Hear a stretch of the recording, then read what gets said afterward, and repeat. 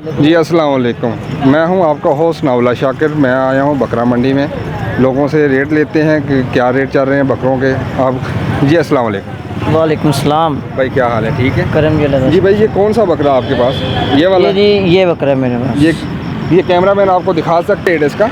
इसका 40,000 रुपये रेट है। 40,000। ये ईद पे कुर्बानी पे लगता है? जी जी कुर्बानी पर लगता है। दोनों क्या वज़न है इसका?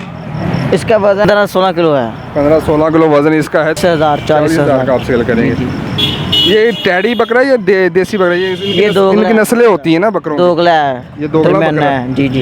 ये हमारे साथ एक और भाई खड़े हैं, इनसे भी हम पूछते हैं ये कितने का सेल करते हैं। अस्सलाम वालेकुम। वालेकुम अस्सलाम। जी भाई ये कौन सी किस्म है? देसी।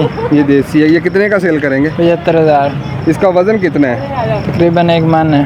1 मन के करीब इसका वज़न है। तकरीबन ये 75,000 का सेल करेंगे। इसमें कोई गुंजाइश हो सकती है?